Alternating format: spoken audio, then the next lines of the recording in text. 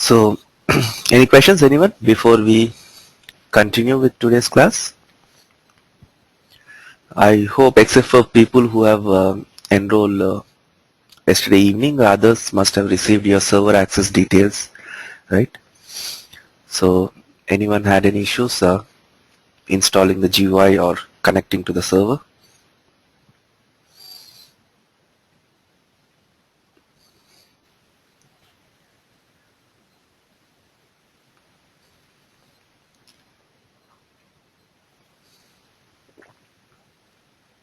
No issues?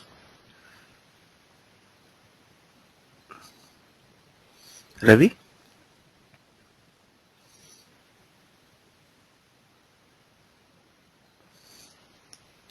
Ravi? You have a question?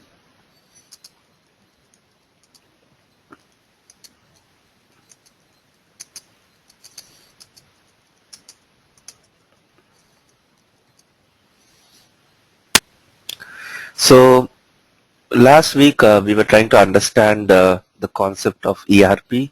Then we went on to understand the architecture of an SAP system. So we'll continue from there. Today we'll try to understand the data structure of an SAP system, how the data is stored basically, right? Ravi, I can't hear you. Please type your question. So, no questions on what we discussed last week in the demo classes?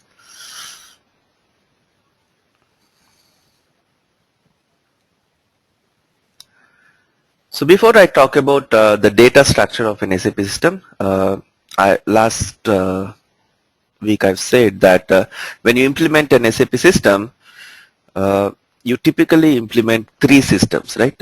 One for development, one for quality, and one for production. Can anyone quickly tell me why do we need three systems? Just to recap what we discussed the other day. My volume is low. Let me increase the volume. It's full. Okay. Am I audible?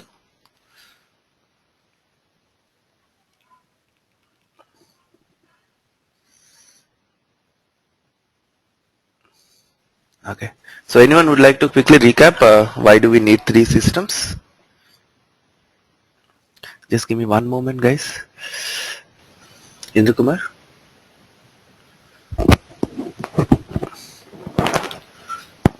Indra Kumar, do you want to answer my question?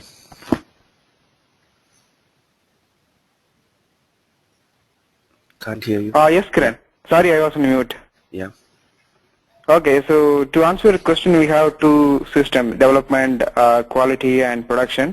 So if you want to develop or enhance or modify anything on the SAP system, we cannot directly do anything in production system. That adds a lot of risk to the existing applications.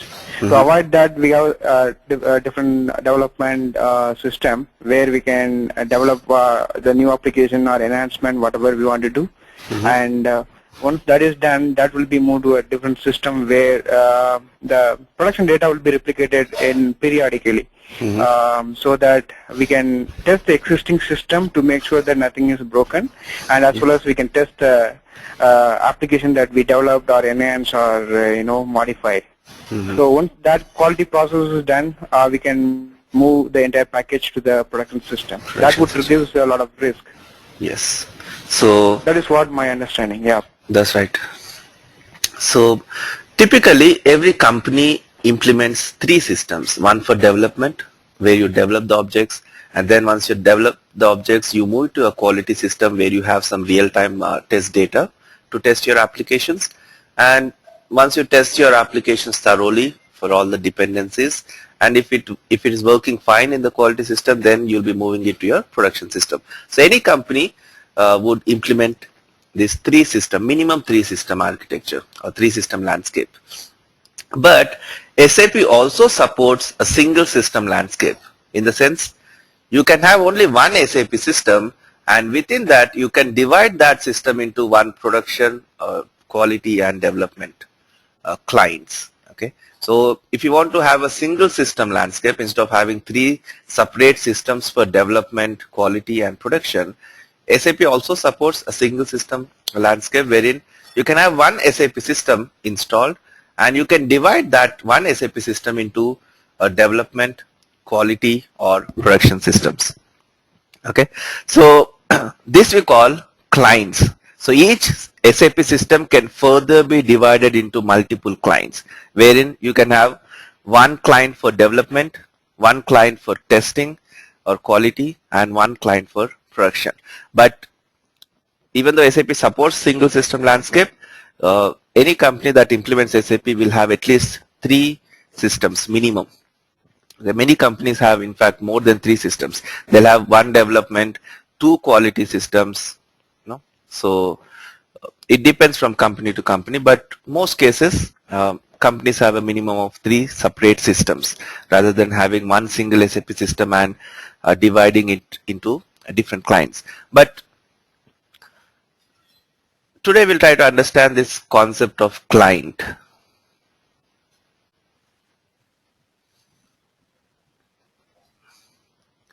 Leonard, you have a question?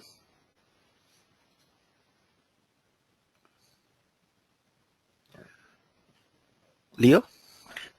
Yes, sorry. You were saying how you could possibly run the 3 different systems on one server, but would that cause any problems if you had a big enough modification? Like you could possibly mess up things for In the a whole single system landscape, you're saying? Yes. Yeah, it causes a lot of issues. That's why no company implements a single system landscape. They keep separate systems. You'll understand it. Yeah. You'll understand that, you know, when I explain you this client concept. Okay. Thank you. Thanks. So data structure of an SAP system. I've also said last week that anything that you save in SAP will be stored in the database, right? So even the programs that you create, the source code of your program, so anything that you do, if you want to save it permanently, we save it to the database. Now, when you save something in your SAP system, let's try to understand the data structure. In SAP systems, the following terms must be differentiated with regard to the data structure. We have something called client-specific data and cross-client customizing. Okay. Now, what is this client? If you have tried logging into the SAP system using the server access details I have provided, when I say login, on my login screen, apart from the user ID and password, it also asks me something called client. If you see, it's written 800. So when you log into SAP system, you also choose which client you want to log into the system. Okay, so one SAP system, we can have multiple clients. You can have up to 9,000 clients, in fact. So it's a three digit number. You can have from 000 to 999. So that makes it 1,000 clients in one system. So when you log into the SAP system, you also choose which client you want to log into. Okay.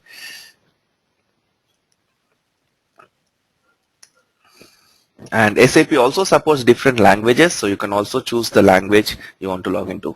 I'll be talking about that languages later. Here, when we implement the SAP system for the first time, by default, this 000, 001 and 066 clients will be created. These are the default clients that will be created. This 000 client, we call it the golden client. So you set up your configurations at the client level. So these 3 clients are created by default, and then you create a working client copying from the original client 000, and then you set up all your configurations, and everyone in your company will be logging into this working client. So when I try to save some data in the SAP system, the data could be client specific or cross client. What do you mean by client specific data? That means, for example, let's say you have one desktop at home and two people are using this desktop. Okay, so you create two user IDs. Here each user ID, let's call it a client. Okay, in the desktop. Now when you log into your desktop, there is some data in the system which is specific to your user ID, which only you can see when you log in with your user ID. Others will not be able to see that data. For example, you want to save a file in the computer, and if you log into this desktop using your user ID and save a file on your desktop, then that file will be accessible only to your user ID. If others log into the same system with a different user ID, they won't be able to access the file that you saved on your desktop, right? Same way, you do some personalization settings, like you change your wallpaper, then that change is applicable only to your user ID, right? If others log in, they won't be seeing the changes you have made, because if you change your wallpaper, that wallpaper is changed only for your user ID. So whatever is specific to your user ID, you can call it client specific. Here if you can say your user ID as the client for your desktop, then the changes that you're making which are specific to your client are called client specific changes, right? The same way, if you log into the same desktop and save a file on your C drive, then that file will be accessible to everyone who's logging into the system, right? That you can call it a cross client, right? Same way, in SAP system right now, if you see, I've logged into this system in 800 client, and I'll try to save some data in this client. I'll try to, let's say, create a material while I'm logged into this 800 client.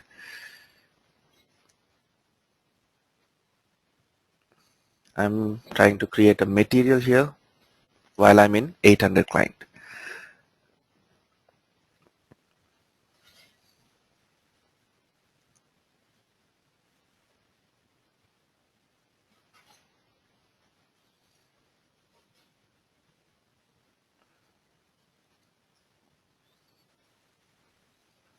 Can you see my screen now? So here I'm trying to create one material. The material number is 1787. When I create this material, when I input all the details and click on the save button, this data will be updated in a database table, right? So let me open that table.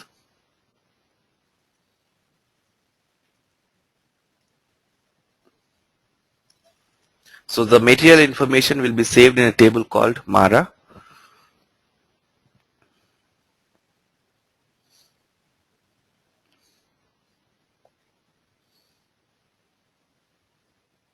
Now if you see, this 1787 material that I'm trying to create is not created yet.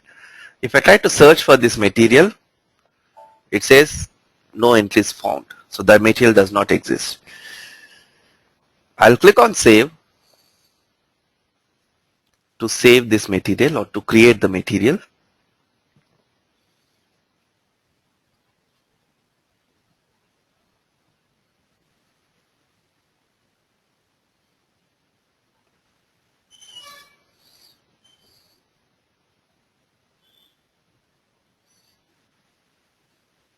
Some problem.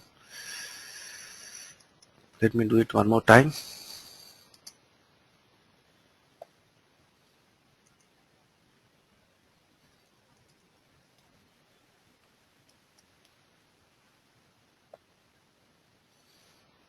So 1788 is the material I'm trying to create.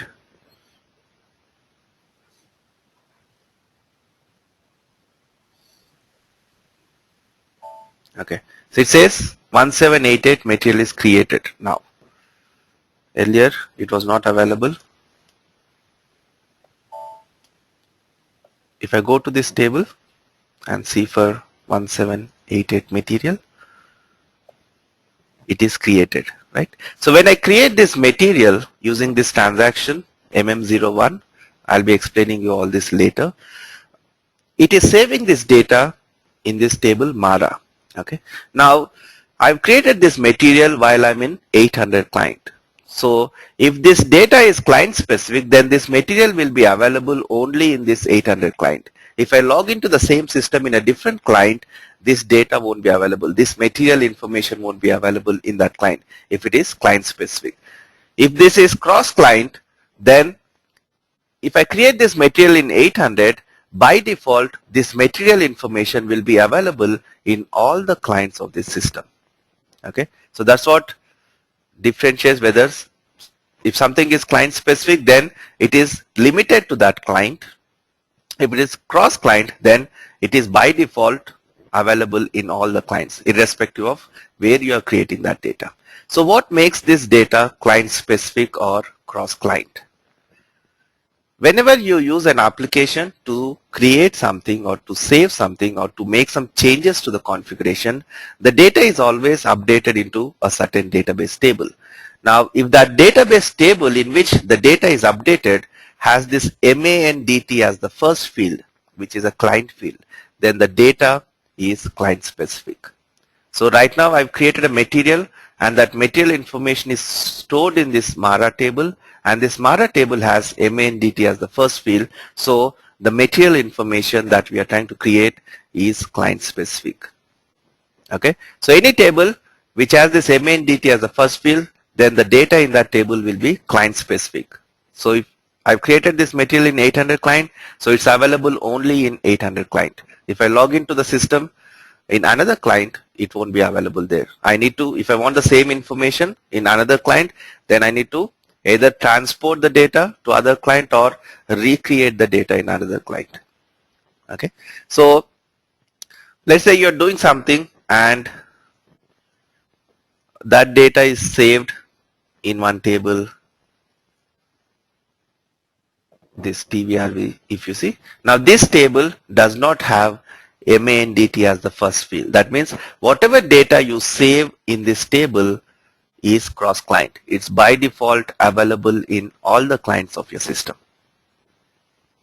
Okay, so when you're doing something, when you're saving some data in the SAP system, we can differentiate whether that data is client specific or cross client, and the table in which the data is stored, if that table has this MANDT as the first field, then the data becomes client specific, otherwise the data is cross client. Any questions? Ranjit?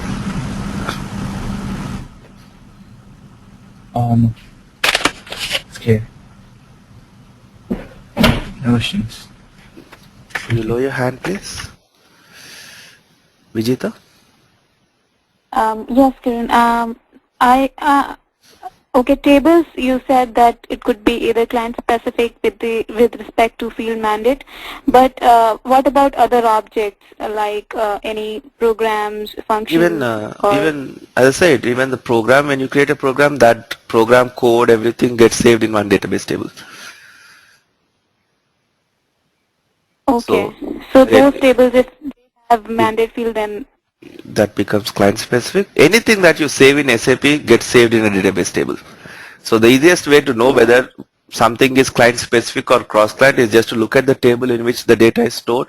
If that table has MANDT as the first field, then it's client specific, otherwise it's cross client. okay. So how do we know that when we create a function or any program, All what the programs table it are, is getting in? you don't need to know that, all programs are cross client. Okay. So I'll be coming to that. Okay. Okay.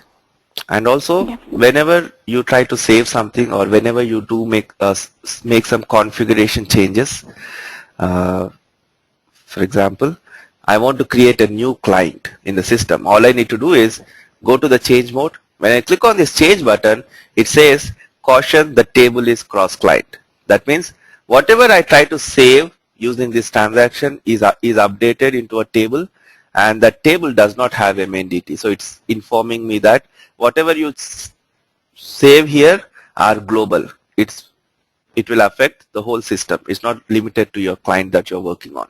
Okay, so you'll also get this pop-up whenever you try to save something into a table which does not have MANDT. Again, it's a program functionality.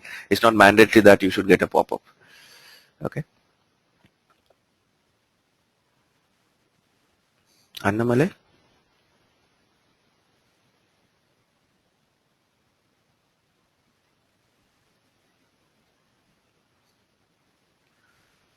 Annamale? Can you have a Can you question? hear me? Yes. Yeah, I do. So you said, if the table which didn't have the mandate field, that will become a cross-client, right? Mhm. So when you mean cross-client, so it could be you can see the data in Dev, QA, and production No, environment, it's correct? it's limited to the system. See, in one system, you can have multiple clients. Like when I say in your development system, you can have multiple clients. Let's say you have client 100, 200, 300. And in quality, you can have again 100, 200, 300. So one system can be divided into multiple clients. Oh, So, okay. so it's whatever you are working, saving is specific to that system. But in that system, the data can be available in all the clients of that system or only a particular client of that system. Oh, okay. So if it's on a different box, I mean, of course, it's Yeah. not going to be shared. So All right. when I gave you the user ID password to log into the system, your user details are also client specific. I've created a user ID password for you, for example. Then these details are stored in a table called, there are different user tables, but one of them is USR02. So when I create a user ID for you in the system, then that user information is stored in this USR02 table, and this table you can see there's a MANDT field that makes your user details also client specific. That means if I give you a user ID password to log in, you can only log into this 800 client of the system. If you try to log into a different client using the same user ID password, it won't work because your user details are not available in other clients. So if I want you to log into other clients, then I have to create a user ID for you in other clients also, because the user data is also client specific. Okay. Right? Got it. Yeah. Yeah. Again, the same way, user data is client specific. So for example, I'll create a user ID password for two clients, client 800 and client 900, for example. Then in 800 client, I'll change my personal settings. I'll change the date format for my user ID to something else and save it. When I do this, this information will be stored in another user table, USR01. Now this table also has a MANDT as the first field. That means if I make any personalization or any changes to my user ID when I'm in 800 client, those changes are applicable only to 800 client. When I log into 900 client with the same user ID, then these changes which I made in 800 client won't be available there. I need to make the changes again there. So because the user data is also client specific. So we can say in SAP systems, the following terms must be differentiated with regard to the data structure. We have something called client specific data and cross-client customizing. Now is that clear? So a client is a unit within an SAP system. Please lower your hand if you're done with your question. A client is a unit within an SAP system that is self-contained in terms of business, organization, and data. A client is characterized by the fact that it has its own business data environment, its own master and transaction data, and its own user data. This data in a client is known as client-specific data. As I said, when you implement the SAP system,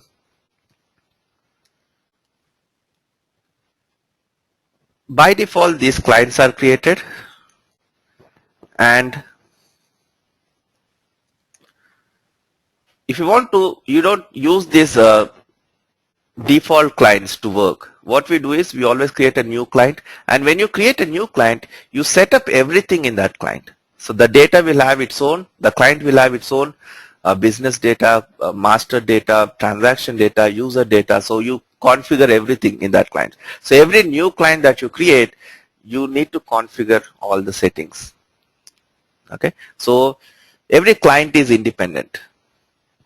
Now there were different reasons for having these clients. Practically it won't work out, but the general idea was, again, to avoid these three system landscape. Instead of having three separate systems, you can use one system and divide it into different clients, one for development, one for quality, and one for production. The other reason could be you have one SAP system. Let's say you have two companies and you have one SAP system and you want to use the same SAP system for your two companies.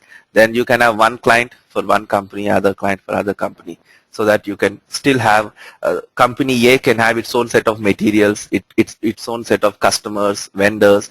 Company B, if it is using a different client, then it can also have its own set of materials, customers, vendors, all these details, right? So this was the idea, but as I said, we don't use these clients. You can have 1,000 clients, but we don't use them. So typically in a development environment, you might find multiple clients, but in quality and production environments, we always have a single client. So even in development, why do we need this multiple clients? I'll come to that in a while. Let me also talk about repository objects.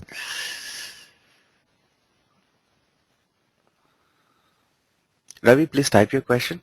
I don't think your microphone is working.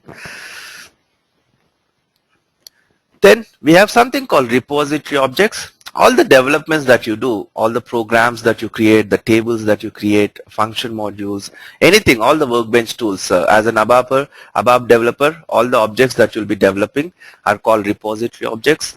So the repository, the central store for all ABAP workbench development objects, is also cross-client. That means if I'm creating a program, then that program is cross-client. If I develop this program in client 800, it's by default available in all the clients of the system. I don't need to recreate this program in other clients. Okay, so that's why it doesn't work out if you have a single system for development, quality, and production. Because the moment I change a program in development client, it's by default changed in quality and production clients also, because the programs are cross-client. Right? The moment you make some changes to your program, it's reflected in all the clients of the system by default. So that's why we can't use a single system architecture, because it creates a lot of issues. That's why we always keep separate systems for development, quality, and production. But in a development environment, you can have multiple clients. For example, I'm working on this development system in my company as an ABAP consultant. So there would be 10 other ABAP consultants working on different projects. So all of us will be using the same development system to do our developments. So we have one client where we'll be making all the developments. Now let's say my project is ready, everything is ready, we have tested everything, and we are just 1 week from go live. And within this week's gap, somebody else wants to make some changes in the system, some configuration changes, which might affect my developments. And that's the risk I don't want to take. I'll ask them to wait for a week. Once I move my developments into the production system, then you can go ahead with your changes, because we are just 1 week before go live, and I don't want to take any chances now, because the changes that the other person will be making in the system might affect my programs also, right? So in such scenarios, what we can do is we can have two clients in a development environment. One client we can use for developments, and another client we can use for unit testing, or just to I can ask this guy to make the changes, the configuration changes in the other client.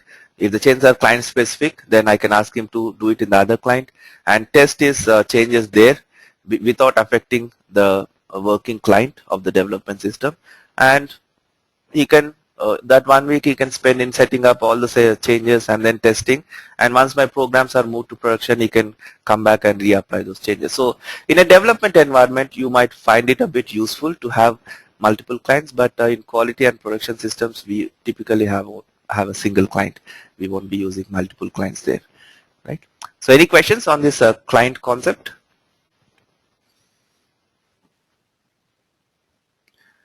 So repository objects, all the developments that you do are repository objects, which are by default cross-client. It contains all dictionary objects like tables, data elements, domains, and all ABAP programs, menus, etc. For example, the data in a table can be client-specific or cross-client, depending on whether the table has this MANDT field as the first field or not. But the table itself is cross-client. That means when I create a new table, then that table is available in all the clients by default. But the data in the table can be client-specific or cross-client. Here, creating a table is your repository object, and the repository objects are cross-client. Repository objects are grouped together to form packages. Packages are containers for semantically linked development objects. So how do I know whether what I'm trying to create is a repository object or not? Okay. For example, if I try to create a program, all the programs that we develop should be in customer namespace. That is, the program name should start either with Z or Y. So all the programs that I'll be creating in this class, I'll be following this naming convention, zdemo underscore July underscore program name. When you develop programs, please follow the naming convention, Z, your name underscore the program name. Okay, so that it would be easier to search for the programs. So when I try to create this program, I'll be explaining you how to create a program later. When I click on save, it is asking me to enter a package. Here you can see it's asking me for a package. So when you're trying to create something, and if the system is prompting you to enter a package, then that means you are creating a repository object, and that would be cross-client. Now in the other case, when I was trying to create a material, it did not ask me to enter any package, right? When I'm trying to create this material,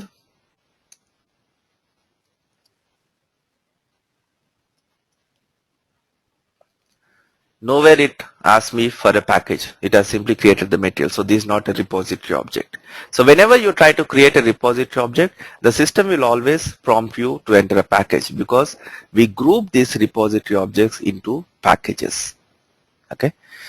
Now, how do we group them into packages? SAP has grouped these developments or repository objects into module-wise package. All the material management related programs, tables, transactions, all these are under one package. All the sales, SD related stuff is in one package. All the HR related objects are in one package. So SAP has divided these programs into technology-wise package, module-wise package. But in companies, we don't divide our programs into these different packages based on the module. But what we do is, for example, you are developing for one project, you are developing 3 programs, you are creating 2 database tables, you are creating some 2 function modules. So you are doing all these developments for one project. Then you can keep all these developments into one package, because all these are semantically linked objects. So all these are related objects. So you keep them into one package, right? So here you can see we have client 100. It has its own application data, client specific customizing, and its own user data. Then we have client 200.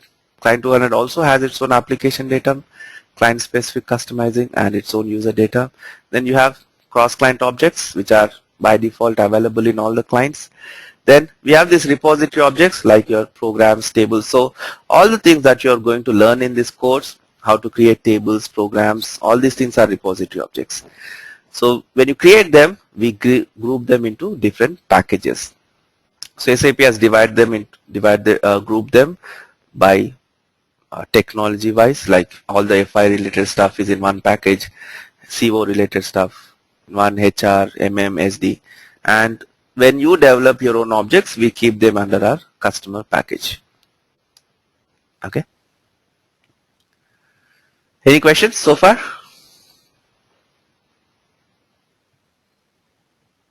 Client has not linked to a user ID. So in one client, you can create any number of user IDs. So people who have access to that client can log into that client. So it's nowhere restricted to one client, one user ID. Okay.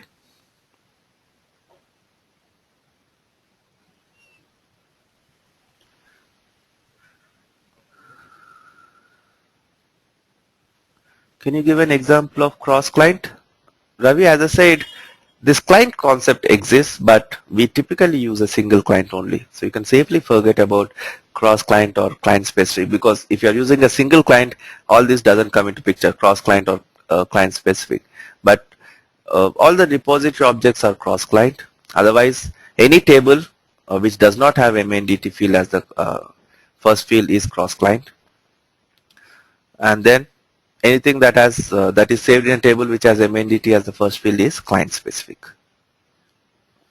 So basically, you want to do something in the system and that something should be available in all the clients by default. That should be a cross-client customization. But if you want to restrict the changes that you make to the particular client in which you're working on, then that should be client-specific change. So based on what you want to do, you just use this MNDT field as the first field in your table in which the data will be saved, or you don't use it. Okay. So any questions on this so far?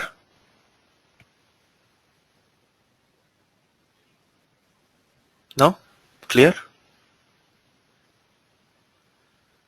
So what I thought of explaining before I got diverted.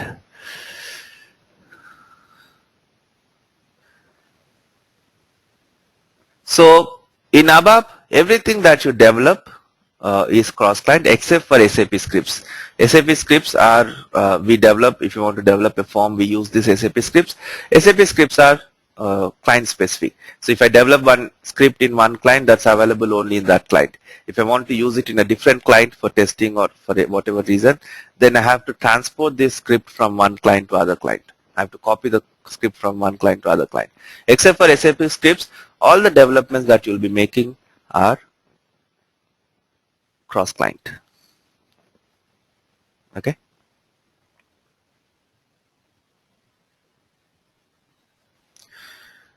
So let me take a few minutes in explaining you how to log into the system, how to navigate, what are the different things that you see on the screen. So ABAP stands for Advanced Business Application Programming, and 4 represents it's a 4th generation language, and this is a programming language we use to develop applications in SAP. And when you execute your programs, all the programs will run in the application layer, not in the presentation or the database layers, right? All applications in SAP are developed using ABAP. It's an event-driven programming language. Those who are into programming, you know what is event-driven programming language. For people who are new, you'll understand later why I call it an event-driven programming language, and it's proprietary of SAP AG. Now let me take a few minutes just to explain. When you create a connection in your logon pad, once you install the GUI, follow the directions I emailed you in the screenshots. There's an attachment to that email, so follow those steps. Then a new connection will be created. Select that and click on log on to log into the system. So you can input your username and password here. When you log in for the first time, it will ask you to change the password, so change it to something new, and from next time you should be using your new password. So this client, we are using a single client here, so you don't need to worry about it. Leave it by default 800, so always log into this 800 client. Once you log into the system, the first screen that you see is called the easy access screen. Okay, so this is your easy access screen. This is the first screen that you will be seeing once you log into the SAP system. From here, you can open different applications. Okay, so this window that you see, we call it a session. Like that, when you log into the system, you can now open up to 6 sessions. I can open up to 6 windows.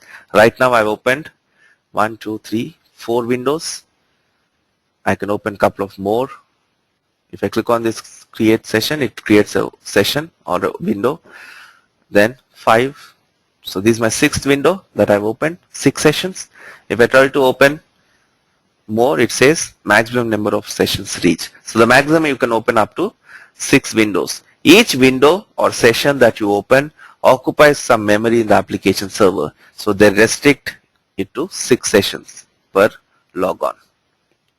Okay, so don't keep windows open if you're not using them, because you're simply occupying some space in the application server. So let me close all the windows.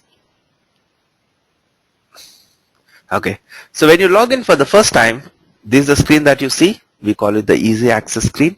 From here you can open different applications. Here you can see the SAP menu. When you join a company, they'll set up a user ID for you, and when they set up the user ID, they'll also maintain the role. What is your role in the company? So based on your role, this menu can be customized. For example, if you are an ABAP developer, then in this menu, you'll see only the transactions related to ABAP development. If you are a sales guy, you'll see only the transactions related to sales and distribution. So this menu can be customized based on your role in the company. So as an ABAP developer, I want to open an application which I can use to create a program. We call it the ABAP editor. So I can navigate to that application by saying Tools, ABAP Workbench, Development, and then ABAP editor. Okay. If I double click, then it opens this application where I can create my programs. If you are a sales guy and you want to create a sales order, then you would navigate, let's say logistics, sales and distribution, sales, order, create. So you can open, double click on this. So it will open this application using which you can create a sales order. So based on what applications you want to open, you can use this SAP menu to navigate to open these applications. Okay, that's one way of opening your applications. The easiest way of opening the applications is, if you see, every application has one number here. It says SC11 ABAP Dictionary, SC38 ABAP Editor. So this number that you see, we call it a transaction code. So if you know the transaction code of an application, you can directly type that transaction code here. This we call the command bar. So in this command bar, you can type the transaction code. So once you start working in SAP, you automatically remember all the transaction codes. You don't need to sit and memorize. Once you start using these applications, you remember the transaction codes.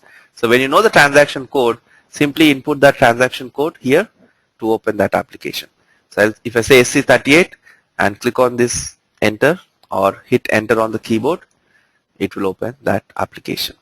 So for sales order, what was the transaction code? It is VA01. So if I want to open this VA01, if I type VA01 here, it opens that application. So every application will have one transaction code associated with it. So if you know the transaction code, you can directly enter the transaction code in the command bar to open that application. Now, when you log in, you may not be able to see the transaction codes by default. In that case, go to Extras, Settings. Here you select this Display Technical Names checkbox. So only when this is selected, it will show the transaction code for every application. If I uncheck this,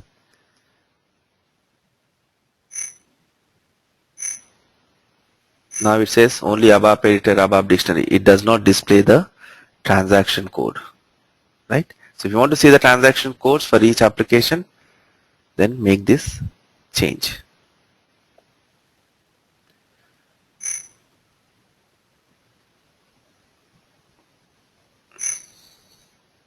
Okay, right now we can see this ABAP Editor.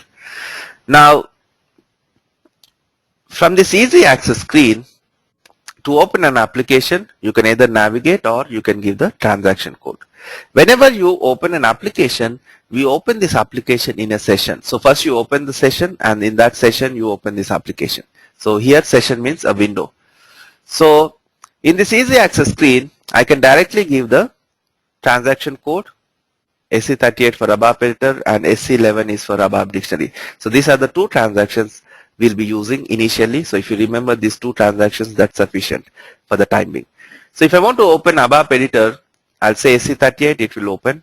Now, while I'm in this ABAP Editor screen, if I want to open that ABAP Dictionary, another application, then I have two options.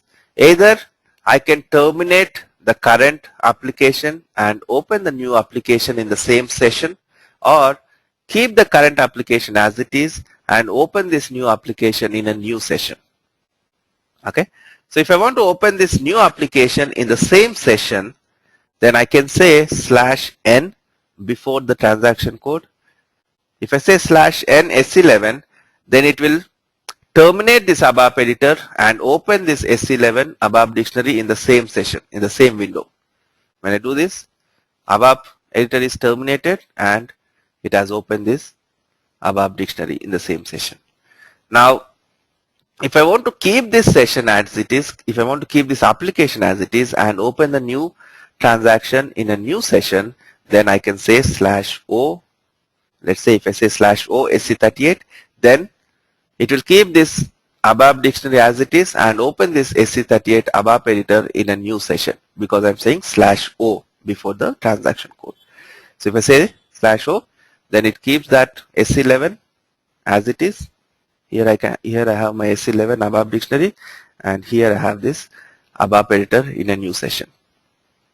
Okay, so from easy access screen, you don't need to say /n or /o because we always terminate easy access and open the application. But if you have already opened one application and from that screen you want to open a new application, then you use /n or /o depending on whether you want to terminate the current application or keep the current application and open the new application in a new session. So this is how you open different transactions or applications in your SAP system.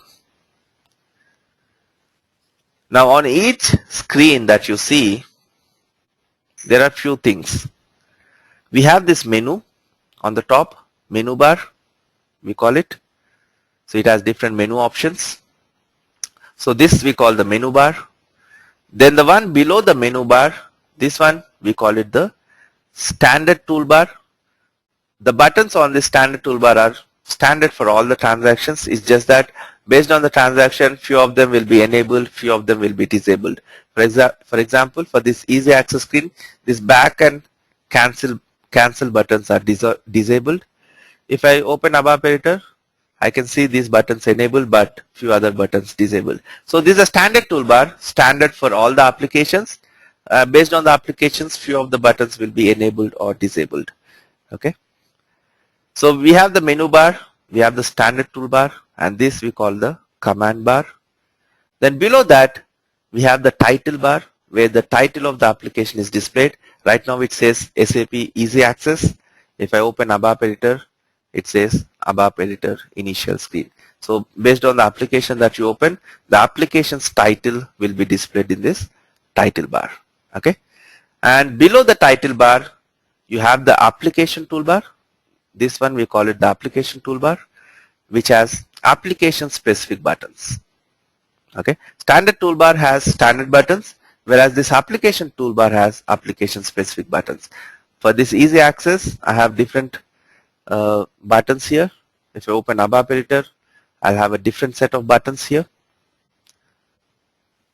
These are application specific. The same way if I open SC11, I'll have a different set of application toolbar buttons. Okay. So when you develop a program, we also do all these things. We create a menu for our programs. We use these standard toolbars. We enable the buttons that we want. We create a title. We create an application toolbar button. So all these things we'll be doing. So we have the menu bar, standard toolbar, title bar, and the application toolbar. Okay. And at the bottom of the screen, this area, we call it the status bar, where you can display messages. For example, if I try to open an application which does not exist, it shows me the message in the status bar saying the transaction does not exist. So this is your status bar. Okay. So any screen that you open or any application that you open in SAP has this standard stuff.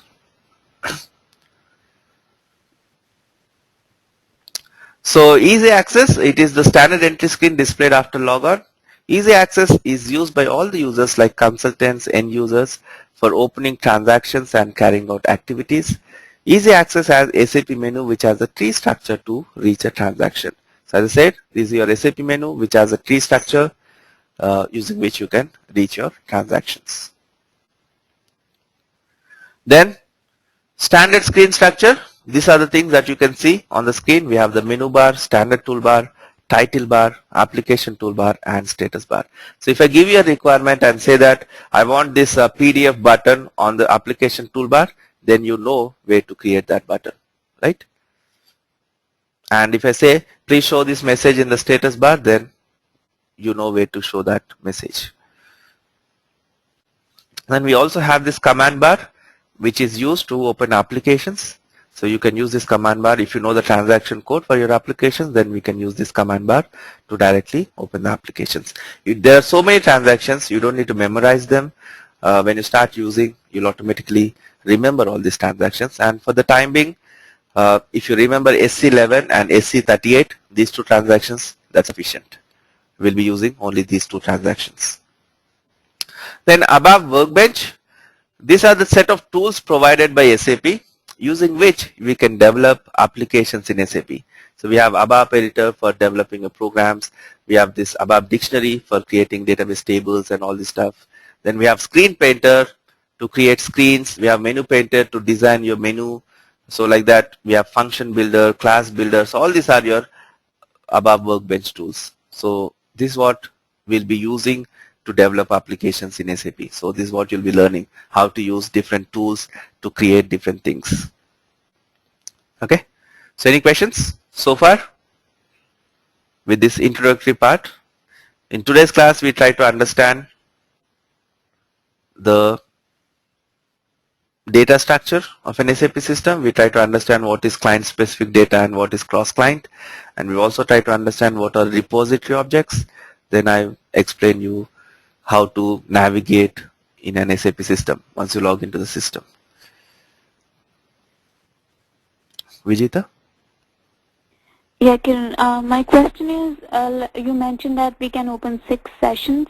One user can open 6 sessions. So in the previous session, you told about something about user context, which is saved whenever we log on, and when we log off, that context is gone. Yeah. So my question is, like, for 6 sessions, it will store one single context for the user? Yes, yes. All these 6 sessions, we have access to that common memory. The user context is saved in the shared memory of the application server. So every session that you open will have access to that memory. Okay. So irrespective of which session you're running, when you run a program, when you execute something, the request is always sent to a work process, and the work process can access that shared memory. So it can roll in your user context. Okay. Okay, thank you. Yeah. So any questions on this, whatever we discussed so far today? Initially, for those who are pretty new to programming, new to SAP, you'll take a couple of sessions to start feeling comfortable.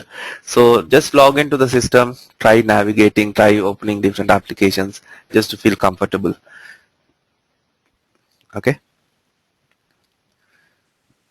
So shall we look at the syntax part of ABAP and conclude today's class?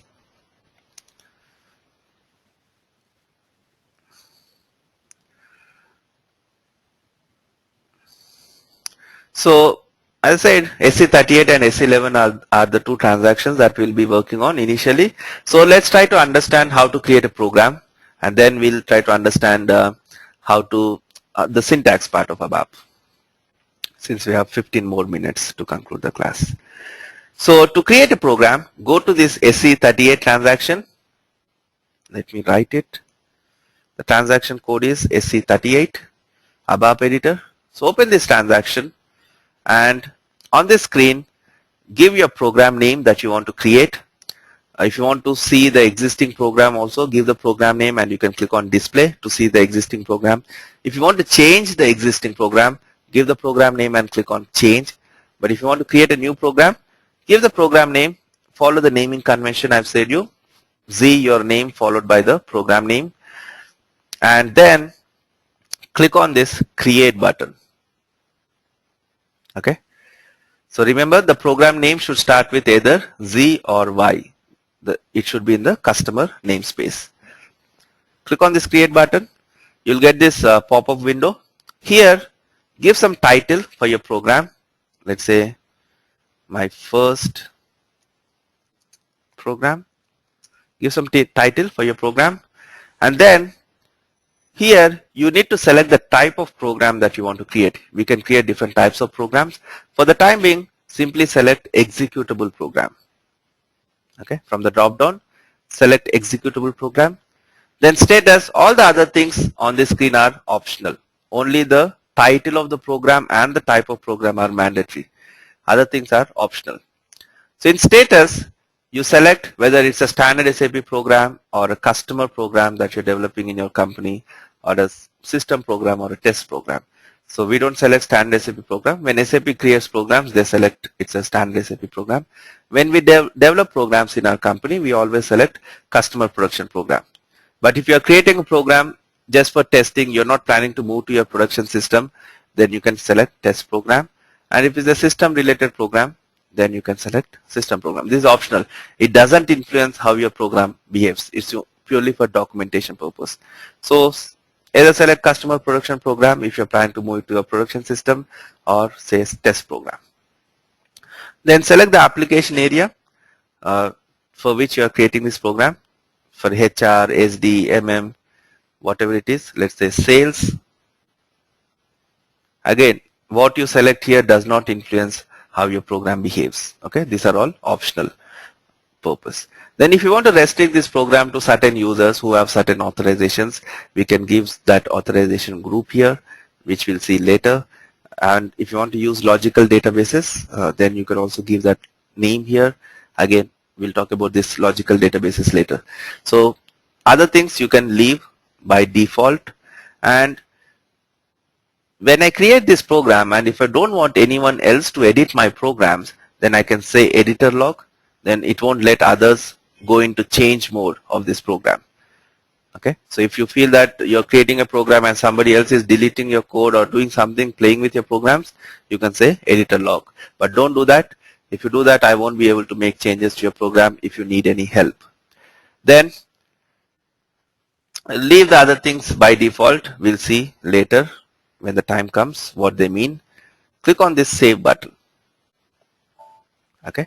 When I do that, it's asking me to enter a package because the program that I'm creating is a repository object. Now when you can either give a package name if you have the package name, or else simply click on this local object. So there are two types. When you talk about packages, the package can be a transportable package or a non-transportable package. That means when you develop a program, if you are planning to move this program to your production system, you need to keep this in a transportable package. Okay. But if you are creating a program and you have no plans of moving this program out of this system, then you can keep it in a non-transportable package because you're not planning to transport this program anywhere. So in a company, when you work, we always keep our programs in a transportable package, and you don't need to worry about it.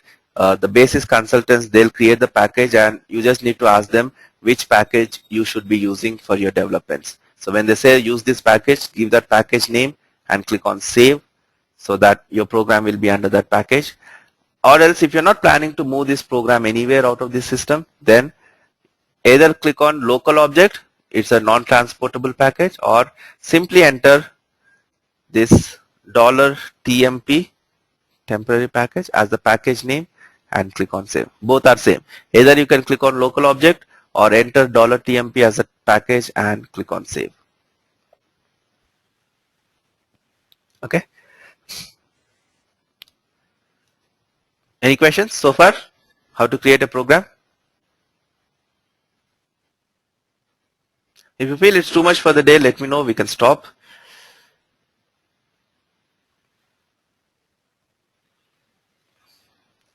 Because on an average, one can concentrate only for 45 minutes. So initially, I really want to go slow so that everyone is following.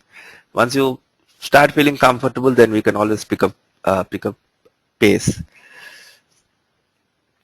Balram? Yeah, could you please repeat again? What do you want me to repeat? Yeah. What do you want me to repeat? The first program, our program. Sorry? First above program. How to create the program? Yeah. thing, simply go to SE38, give the program name, click on create. It will show you this pop-up. In that you select the program type, other information, click on save. It will show you this pop-up to enter a package. Here you either click on local object or give $TMP as the package and click on save.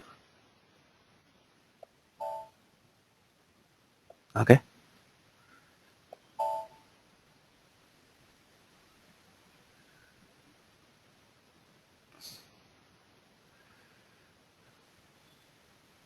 Vinay?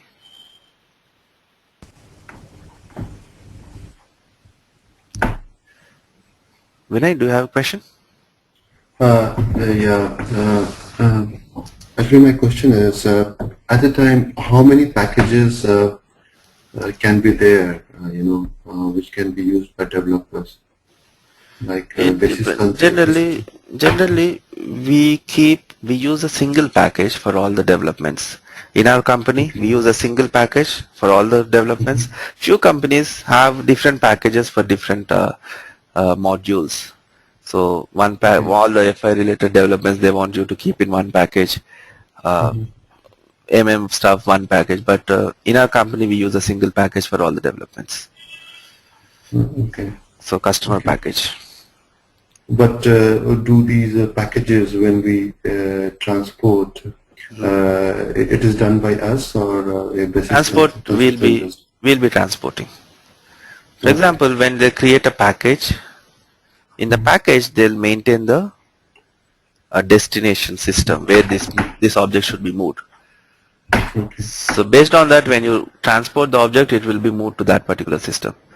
So here if I see package,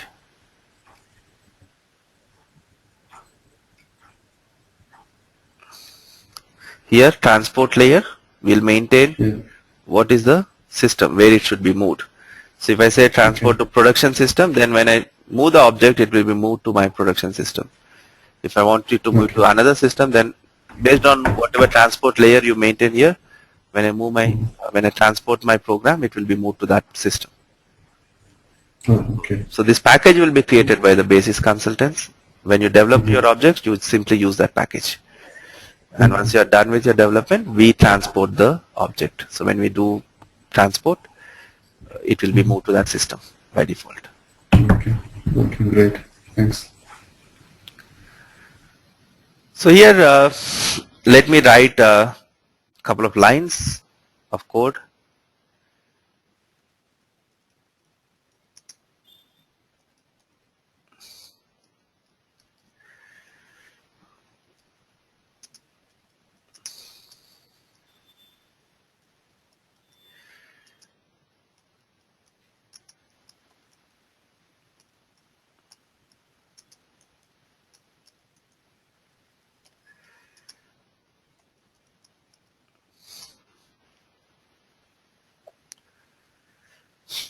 So when you write your code, again in ABAP editor, you have few things that you need to check.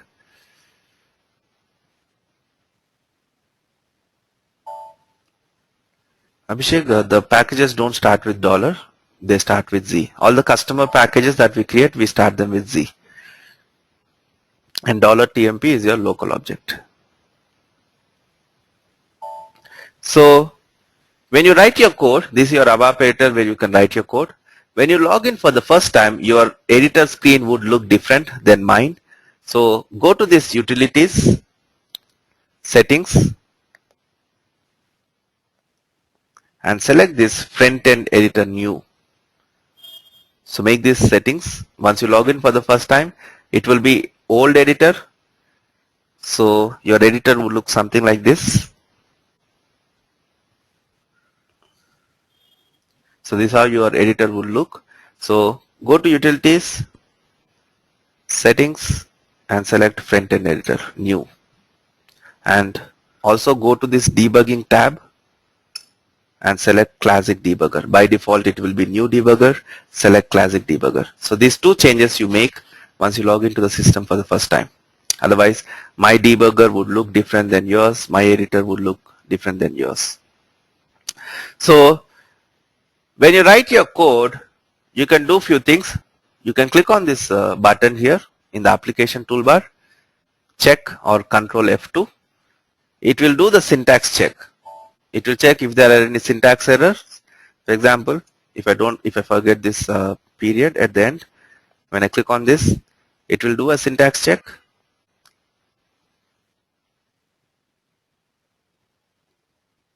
And tell me what the problem is. So it says the last statement is not complete, period missing. When I keep this period, it will say everything is fine now. Okay. So once your program is fine, syntactically correct, then you can click on this next button, activate. There are two things that you can do, saving and activating. These are two different things. Okay.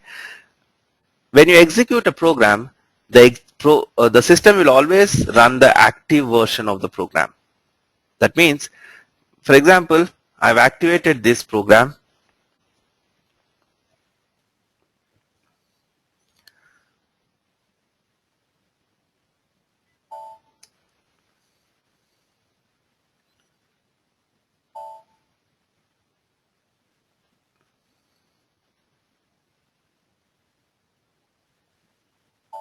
So if I'm writing my code and I want to leave, my code is not complete, but I want to leave and come back and continue later.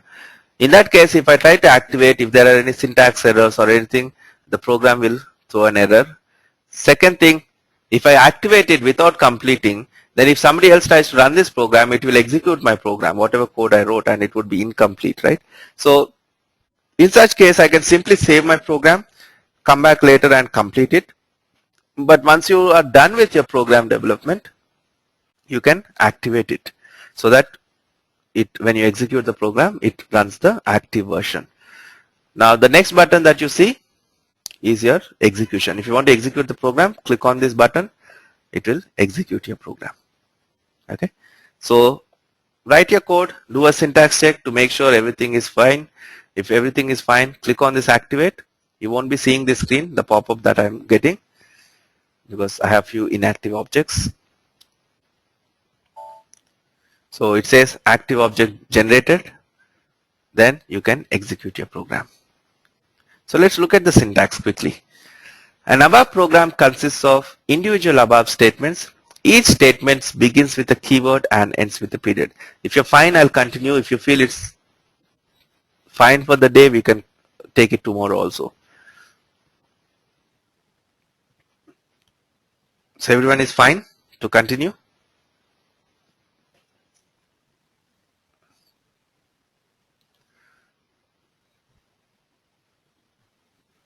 Yeah,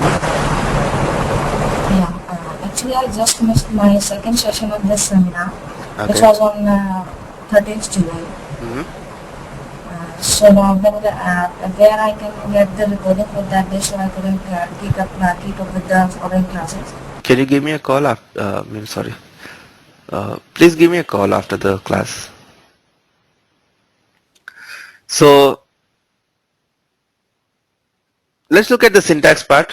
Since everyone is fine, you are able to concentrate. An above program consists of individual above statements. Each statement begins with a keyword and ends with a period. It's pretty simple, the syntax of above programs. Every statement that you see here begins with a keyword and ends with a period. Okay, so the blue color words that you see are your keywords. So the first word of your statement is always a keyword.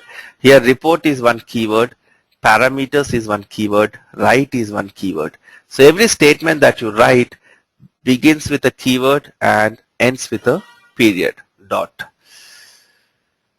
The first above word is known as a keyword. The other words are either operands, operators, or additions to keywords. Okay. For example, the first word is the keyword.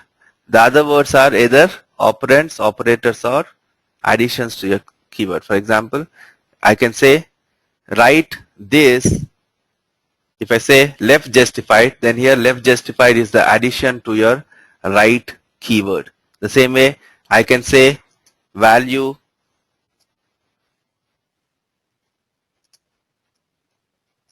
something. Then here value is the addition to this parameters keyword. So every keyword will have its own set of additions that you can use to get that extra functionality out of the keyword. Then, sorry, for parameters, default is the addition. So if I say default, it will show this Kiran as the default value in that input field. Okay. So the first above word is known as the keyword. The other words are either operands, operators, or additions to your keywords. Above words must be separated by at least one space.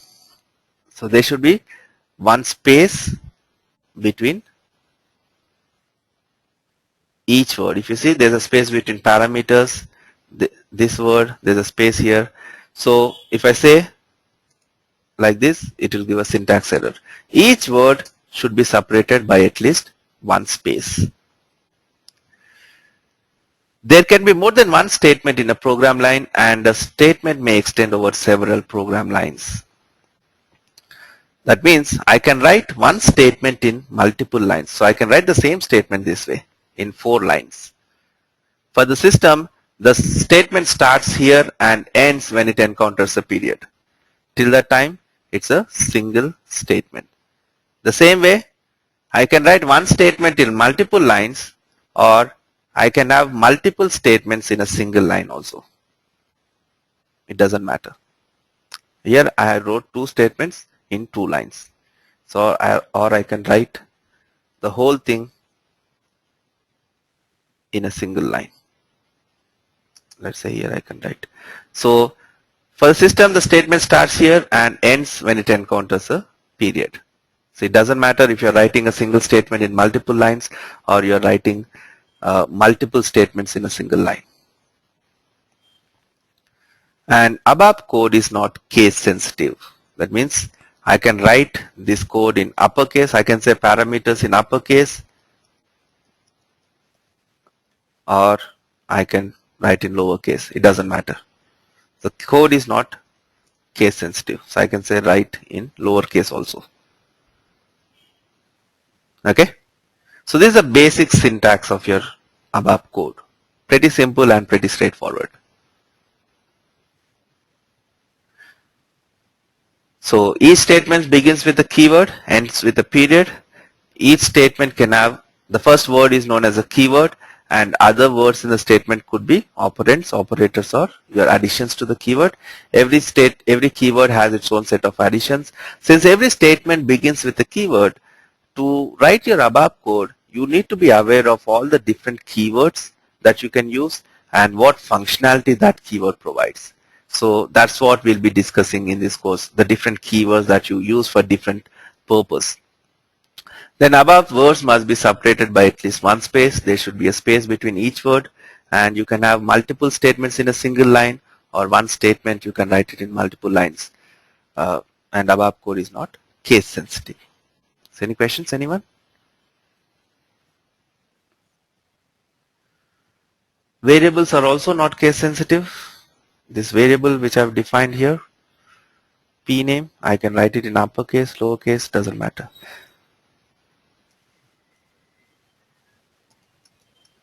Here I can say p underscore name in uppercase. Here I can say p name in lowercase. It doesn't matter. Vinay? Yeah, Kiran, as you said, the programming language is not case sensitive, but what is the best practice? Means, do programmers use? We use the keyword in uppercase and others in lowercase. Okay, and the same goes with the name of the program as well? This would be, that's the by default it is created when I create a program. Okay. So that will be in uppercase. And we also have something called this pretty printer. Write your code, whatever way you want to write. Click on this pretty printer and it will automatically format your code. So it has made all the keywords uppercase, it has indented the code. So for example, I'll write something like if p underscore name is initial, then I'll say somewhere I'll say else, I'll say end if, then I'll say within this if something I'm writing doesn't make sense. So I'm not following any structure in my if conditions, right? So you don't understand which if is ending where. So simply click on this Petty Printer. It will automatically format, indent everything. So it makes your code more readable. Okay. Yeah.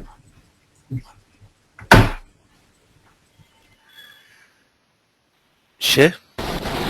Good morning, Kiran.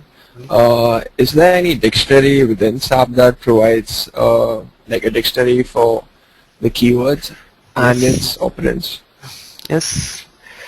But as I said, there are so many keywords, you don't need to learn it that way. So we'll be dealing with all the important keywords one by one. So when I talk about a keyword, obviously I'll tell you where you can explore. So we have very good documentation in SAP. Anything that you see, and if you don't understand what it is, simply keep your cursor on that. For example, in this case, I don't understand what parameters keyword is. I can keep my cursor on this parameters keyword and press F1 on your keyboard. If I press F1, it will open up the documentation for that keyword. So here I can read about that keyword and what are the different additions that you can use. Initially, you may not understand this documentation. You need to have some basic understanding of programming or ABAP before you can really understand this documentation. So Okay, and is Activate similar to debugging, or is no, it debugging is completely different. Activating, you're simply activating the your program so that when somebody executes your program, it will pick up the active version. So it maintains different versions of your program. So the active version is always executed. And debugging is something you want to, when the program is running, you want to stop at a certain point and check what's happening. Then you need to keep a breakpoint and debug. Okay, thanks. So in this keyword documentation, if you go to this index, you can see all the keywords starting with different alphabets. So if you click on D, it will display all the keywords starting with D. Okay, so there are too many, so you can't remember the keywords this way. So not just keywords. For example, I was trying to open this. You open this SC38 and you don't understand what you need to input in this particular field, right? This is the first time you're opening. So press F1 in this field and it will open the documentation. It says the name of the program you want to edit. Okay. Now you don't understand what is this attributes. Again press F1. So everything is very well documented in SAP. Anything that you see you don't understand, press F1. Okay. Same applies to everything in SAP. So this one good advantage of SAP. So everything in SAP is very well documented. Sometimes when I work on my website, I'm pretty new to PHP, but I come across few things I don't understand and we don't have F1 documentation. So my hand goes to F1, but I realize that it's not SAP. So for example, if you open this table, I have few settings here. They say something called delivery class. I don't understand what delivery class is. Press F1, it explains what it means, right? So that's the biggest advantage with SAP. Everything is very well documented. So when you develop your programs, it is expected that even for your programs, you maintain all this.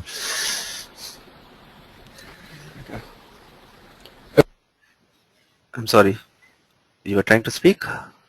Could you raise your hand again, Shay, if you have a question? Yes, Shay? And one more question. Are we on different systems, each student, or are we on the same system with different clients? Everyone is on the same system, on the same client with different user IDs. With different user IDs. Okay, so we have to save our programs in a Z. Yes. In a Z. Okay. Okay, thanks. Fine, so I'll stop the class here for today. We've extended by 10 minutes already. So, any questions with today's class? Anything that you didn't understand? Don't just keep quiet if you don't understand something. I can always repeat it. So this recording should be available after a few hours in the website. So log into the website to access the class recording. Initially, you may not have much to work on till I cover enough subject. I'll try to cover enough topics by this Thursday so that I can give you your first assignment for the weekend. Till that time, just log into the SAP system, try to navigate, and there are few articles in the website. So go through those articles. Start with introduction to ABAP, and then go through that articles to understand more. So there's an article on client also. So read that to understand more about clients that we discussed today. Okay. Any questions, anyone?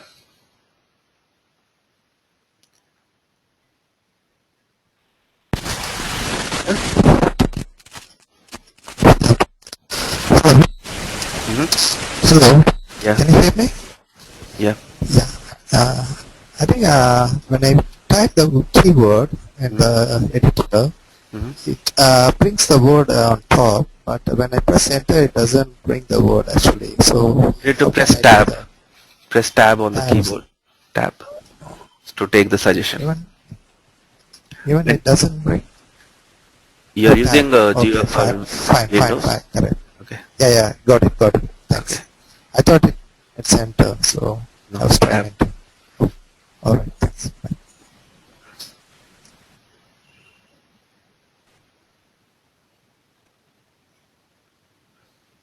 So anything else? Anyone?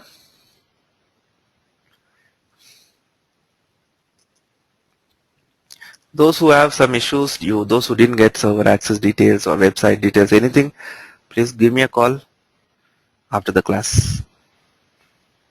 Maybe after half an hour.